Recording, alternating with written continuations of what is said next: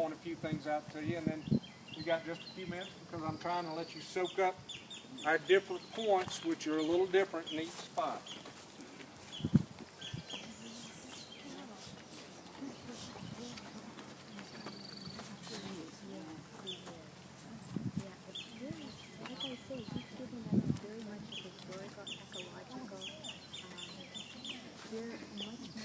Watch your steps because this walkway is uneven.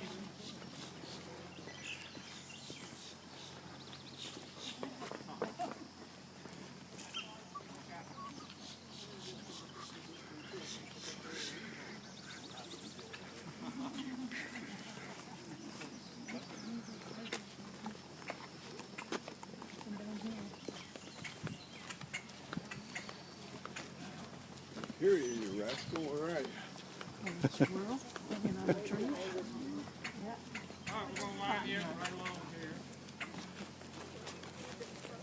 See him shade.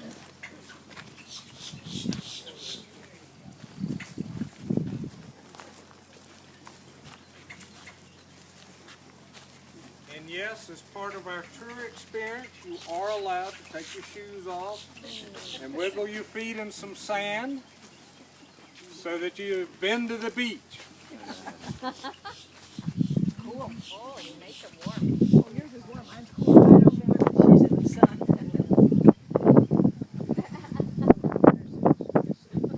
Whatever happened to those 400? Well, of course, during the course of the war, a lot of them died from mistreatment. A lot of them were freed. Most of them because they arrived right at the start of war. Most of them got their emancipation or ran away and escaped it. And that's what I said. There are a lot of survived where they wrote their diaries and accounts. So it's probably one of the most accounted for stories of slaves coming into America. All right, great. We got most everybody here. Now, why did I bring you to this spot? Of course, to rub your feet in the sand, but also to show you some important things.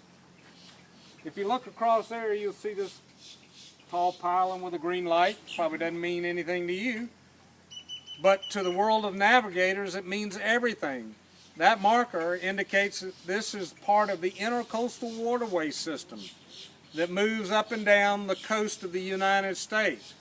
The waterway system actually begins in Norfolk, Virginia, and you can travel south all the way to Key West, around Key West, and all the way to Brownsville, Texas without having to go in the open ocean. It was built as part of the post-Depression days to restore America's economy, and of course it was the heavy tug traffic and barge traffic. A lot of it was built on the natural trade deep water Indian routes, connecting all up and down the coast. And that's what the Spanish sailed on and the British sailed on, moving up and down the coast. Today it's pretty much a recreational industry. As you know, by the interstates, truck freight's the way they move things now. So it's an recreational and a vibrant industry, as you'll see going up and down the coast. It connects with Savannah. Now, one of the things here also is this is an inland beach. This is not on the ocean side. Most of your islands do not have an inland beach. The benefit that this ascribes for local folks, if you were to come out here in August, September, October, and November, which is the actual height of the shrimp migration, I mean, these suckers are that big. No kidding. Locals come out here and are allowed by law to bring seine nets up to 65 feet or cast nets that they throw and catch their shrimp because they're being what? Swept by the tide out to the ocean. The south end is right around us. The marshes are right there. So what are the shrimp doing? They're swinging in here on the current trying to make their way back to the marsh. That puts them right up here in shallow water where people can wade out, maybe thigh deep at the most, and catch.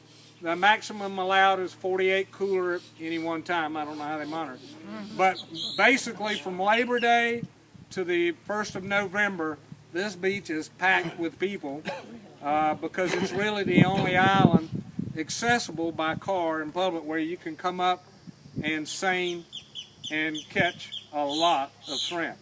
Now, of course, all that activity brings one other favorite creature right up to the shallows, and that is a migration of silver mullet that occurred during that same time. And they don't actually feed on the shrimp, but they kind of feed on the same food that shrimp are feeding on. So all of a sudden you've got shrimp, you've got mullet. To give you an idea, a seine net is a 65-foot net where 1 or 2 people get on each end of the net. It's got a pole. You go out to the deep water, you turn, then you pull down the beach, and then you come it in. Now the hint to you, if you go seining, and they invite you to take the deep end, just say, no, I take the shallow end. Because the shallow guy, he just kind of stands there and does this.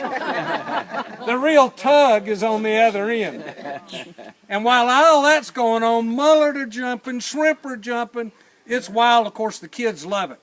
Then what happens? The bottlenose dolphin come right up in here, catching anything jumping over the net, so you can see the mix of what's going on during that favorite time.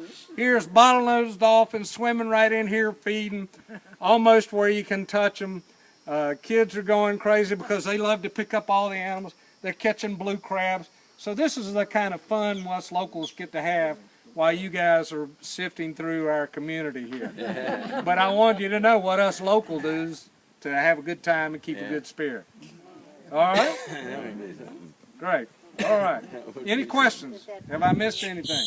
I got a couple other